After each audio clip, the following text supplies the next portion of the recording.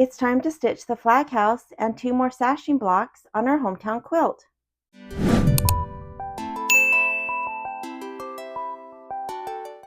The flag house is on page 34, and I will be working on sashings 8 and 9. They are on page 80 and 82. I have all of my fabrics backed with fusible interfacing, and I have the batting. Sashing 8 is one of the blocks that has an additional fabric.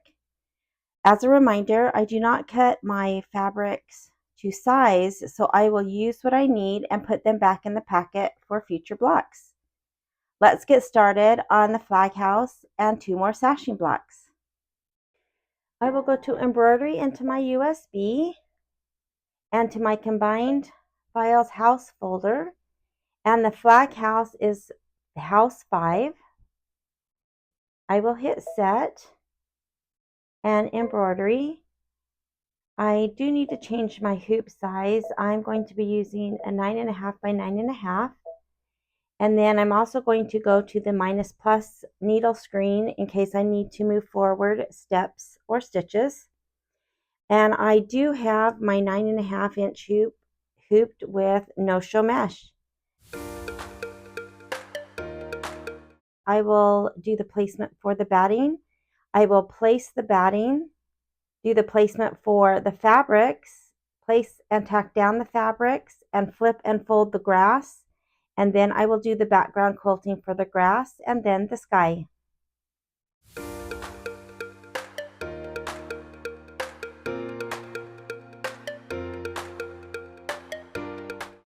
The next few steps will be traditional applique. I will run the placement, place my fabric, tack down, and trim.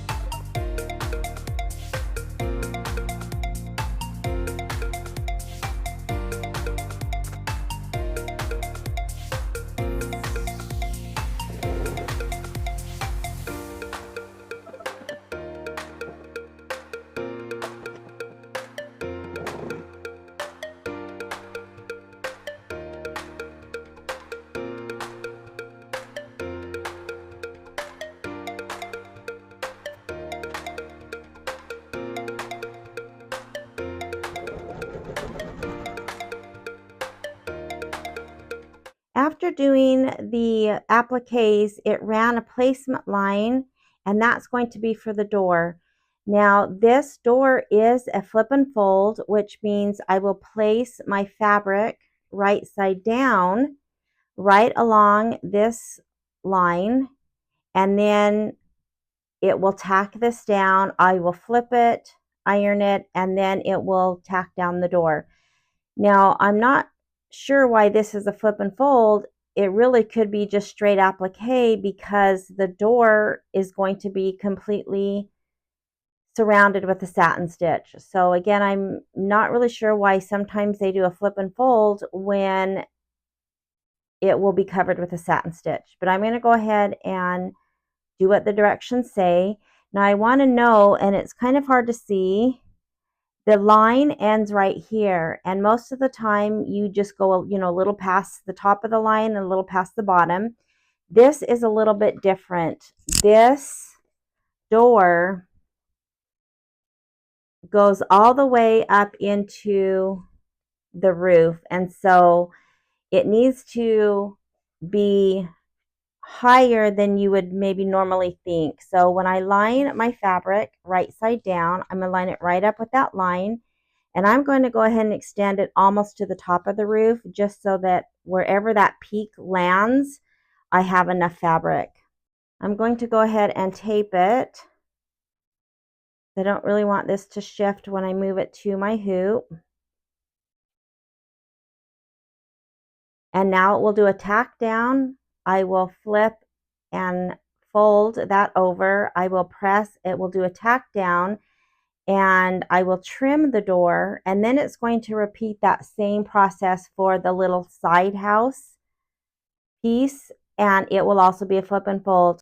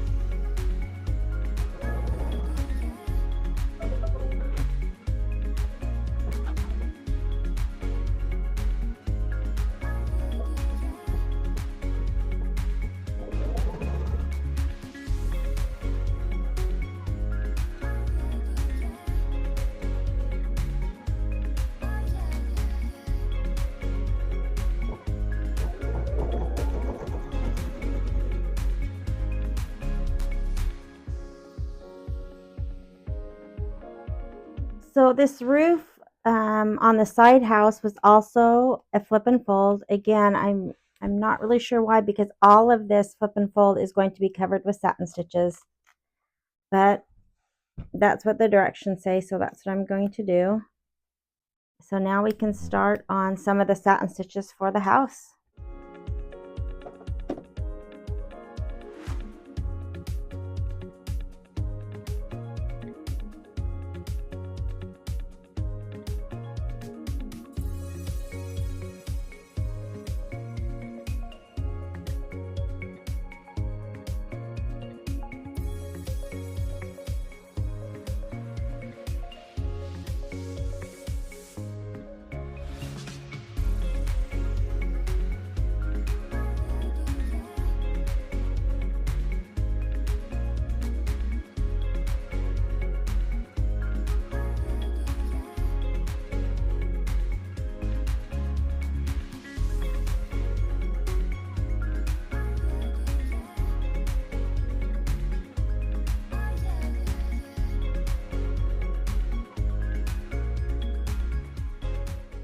So it's getting ready to do the door applique, and I misspoke earlier when I said that this tall piece in the center was the door. That's just part of the house.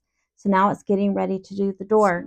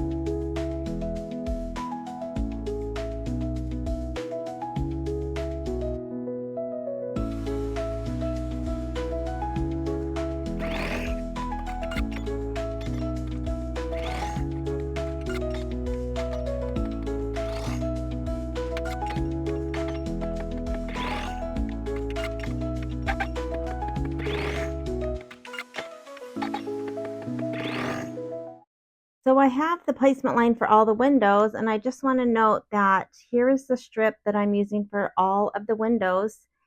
And you can see that I used this corner, but I didn't cut this little piece off, even though it looks like it, wouldn't be useful. But it actually fits just perfect to cover this window. I can cover the rest and use that little piece. All right, let's get the windows done.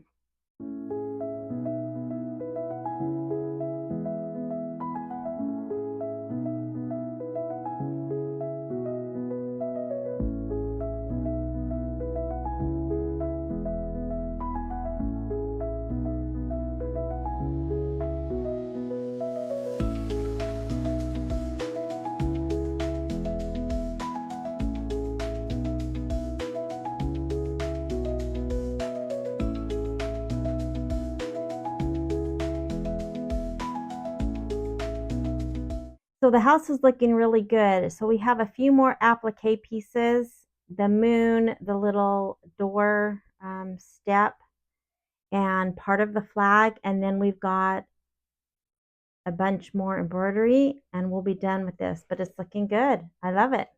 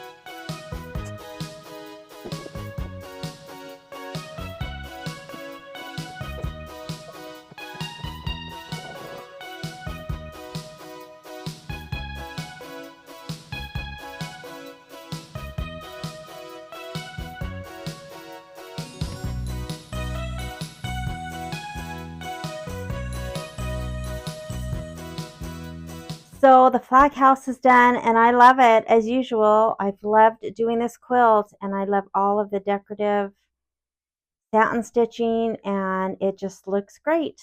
All right, so now let's move on to the sashing blocks. So I'm going to go back to my USB and get my combined file sashing folder, and I am going to choose 8 and 9. I'll start with 8, hit set, and embroidery. Now I am going to change my hoop. I'm using my 7 by 12. And I need to rotate this. So I'm going to go to layout and rotate it to the left. And now I am going to move it all the way to the top. And because I pressed embroidery, it's not going to let me go outside of, the stitching area of my hoop. I'll select OK and go to return and add, and I'll go back to the USB to my combined files sashing folder and bring in sashing 9. Hit set, and this time before I hit embroidery, I need to rotate it. If I hit embroidery and then try to rotate it, it becomes one design and both will be grouped together. So I need to make the changes before I go to embroidery. So I will go to edit and rotate it also 90 degrees, and I think that that's fine. Right where it puts it, there's enough space between the two that the fabric won't overlap or get stitched into the block next to it. So I will select OK and embroidery and go to the minus plus needle. I just like to stitch on that screen. Now the reason I move them up is because on my 7x12 hoop, I do have my roll of stabilizer still attached. I've pulled a bunch of slack out so that when I'm stitching, this isn't getting caught, it's loose and it won't interfere with the hoop. And that's because if you look on this design, there is all of this space to the bottom of the hoop. And so if I were just to cut this to size, which of course I certainly could, most people don't leave stabilizer attached, but I would be wasting probably about 8 inches or more of stabilizer. And in the scheme of things, that might sound like it's not very much, but just even 2 hoopings would be enough to hoop another set of blocks. Now I could put a third sashing block and stitch 3 at a time, and then I wouldn't need to leave my stabilizer because I'd be at the very bottom, but I'm just doing 2 at a time. So that's how I'm doing it to save. All right, so this is going to be the same as all the other sashing. I will start with the placement of the batting. I will place the batting, tack the batting down in this case, trim, and then start adding my fabric. When I have been stitching out the sashing blocks, I have been using the thread for all of the placement and tack down of the flip and fold fabric to get this block ready with the first thread that will be seen, and that just helps not change thread as often. However, in this case, the very first thread that will be seen is this very dark green dragon color. And so I am going to just put a neutral color in, probably like latte. And that's because when I do the flip and fold and press, I don't want there to be a chance to see this green where the flip and fold is. And so I'm going to go ahead and use a more neutral color. All right, so this is the same as all of the other sashings. The only difference in this is that instead of just using the A and B fabric, one of the fabrics will be a different print. All right, let's get these sashings done.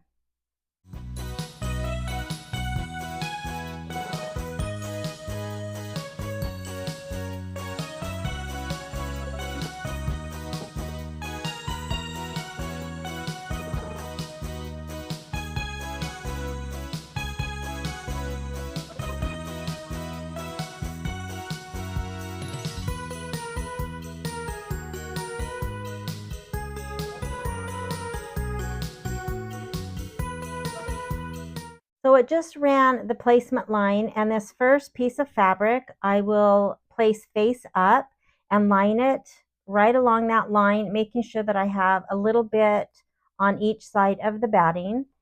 And now I'm going to take my green fabric, I'm going to flip it right side down, and I'm going to line it up right along that same tack down line right over the other fabric. Now you can tape I'm just going to hold mine and it's going to tack it down.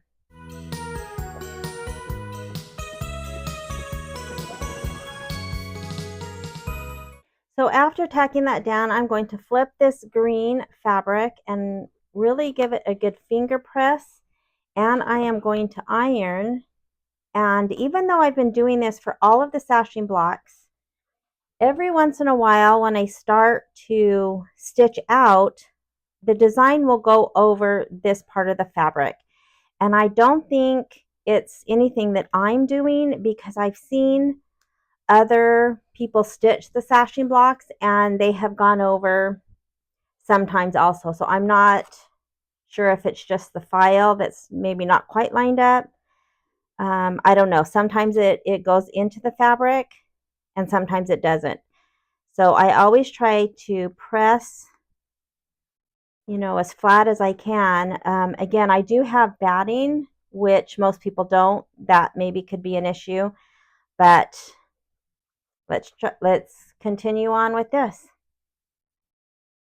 So it's going to run a tack down, and then we will just continue with the flip and fold to finish the block before we start the embroidery.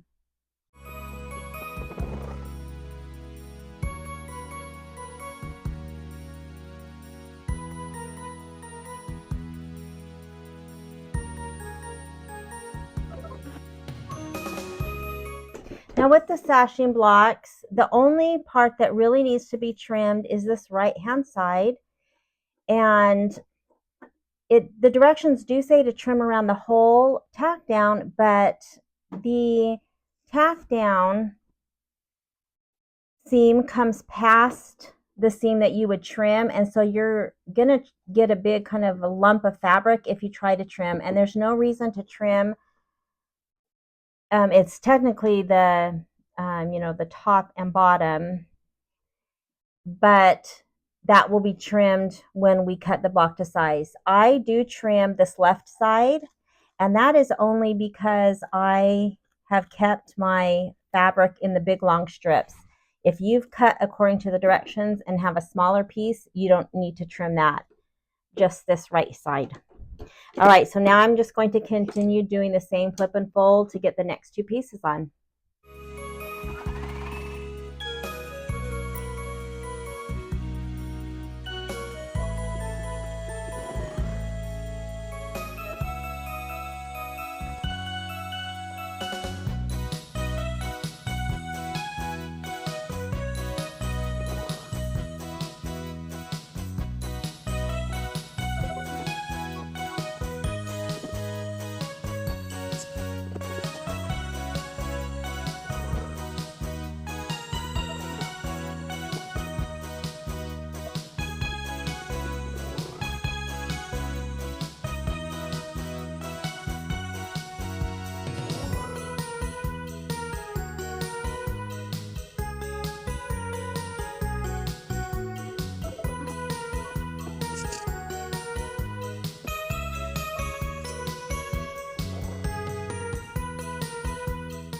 On one of the first sashing blocks I did, there was, using this same print, there was a little square that was part of the sashing. And so this was the other piece that came off, the half of the strip. And so I went ahead and saved it. I figured it might come in handy. And it's hard to see because I'm using such a light color, but there is a square in the center. And I am going to just place this right over. And I think it will just fit, and then I'll tack it down, and then we'll start the embroidery.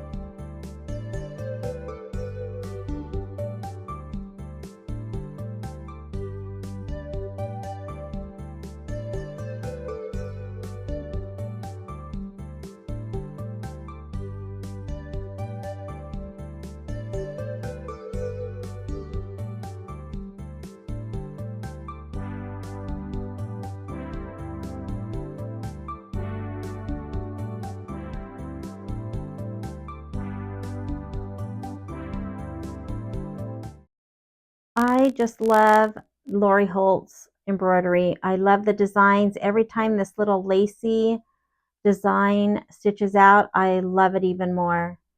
So now I'm just going to do the second sashing. It will be exactly the same, other than we'll be back to just the green and the pink fabric for the base, and then of course different designs for the embroidery. I love it. All right, let me finish this up. So the last step for this block is just the trimming guide, and normally I've been changing it to black, but because this dark red was the last thread, it's a very visible thread, so I'm just going to leave that in and stitch out the trimming guide.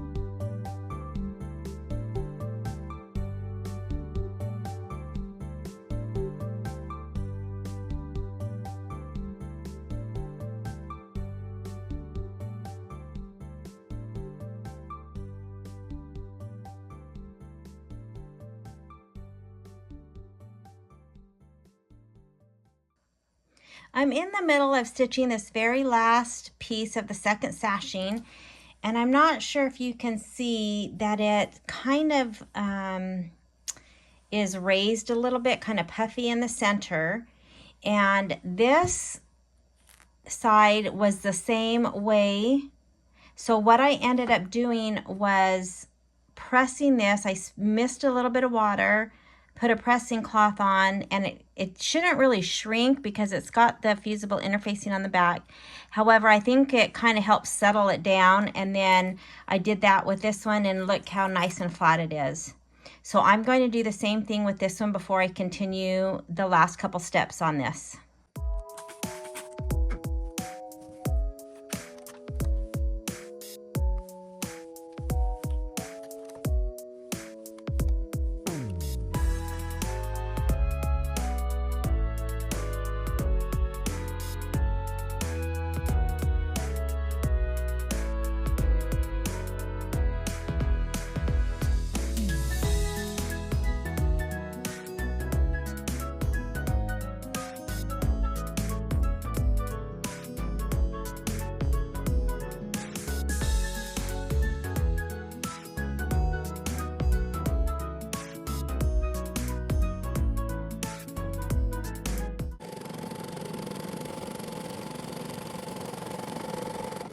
Here are the two sashing blocks, and they look so good. I just, again, love all of her detail in her stitch outs. So I, again, have the roll still attached, and so I'm going to just cut right up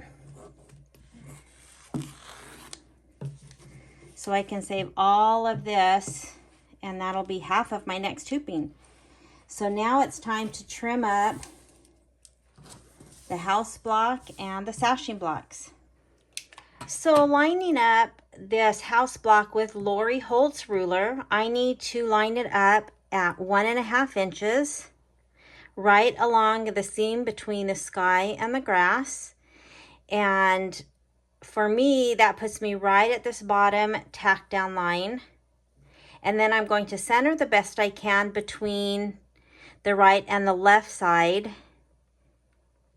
You can see a little bit of the dark thread through this teal border, and that's because, you know, the quilting is slightly pulled the block in, and that's fine. I want to just get my best centered, so I have a little bit on each, and I'm not worried about the top because I'm lined up where I need to be on the ruler. Now remember, it's only 1.5 inches on Lori Holt's ruler. If you are using a regular ruler, it would be 1.75 inches, because Lori Holt's ruler has 1.5 inches, and then the teal border adds 1/4 inch. So even though it's lined up at 1.5 inches, it's actually 1 3/4 because of the teal border. So I hope that makes sense. So I will just trim around the entire block.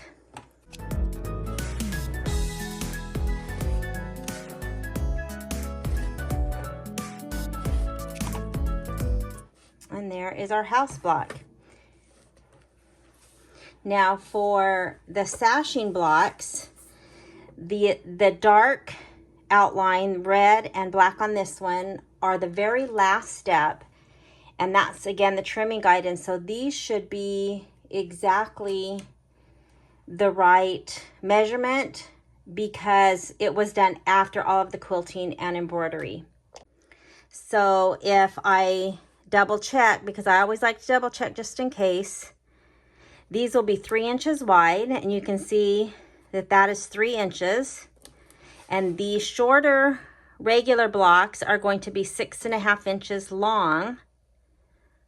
And so they are 6.5 inches. So I will just trim right on those tack down or trimming guides, and we'll be all set for these 2 sashing blocks.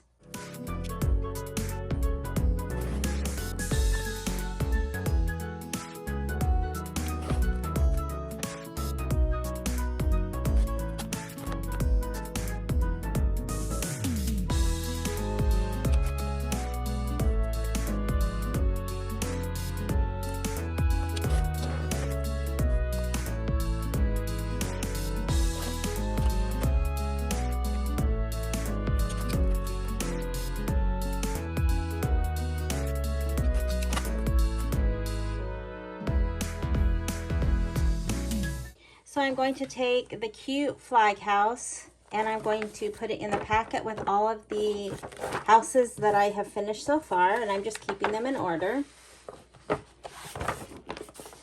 And then for the sashing blocks, I have the first row all done. I have the 4 regular size plus that longer one that goes on the very right. So this first row is done. The second row, remember I did the longer block that goes to the very last or right side of the second row. I did that together with the other long block. And then last time I did 6 and 7. And today I did 8 and 9. So there's 6, 7, 8, 9, and this is 10. And that completes the second row of sashing. So these 2 rows are complete. They're in order, ready to be assembled. So the next time I stitch out a block, I'm going to start the 3rd row of sashing, and we'll get another house block done.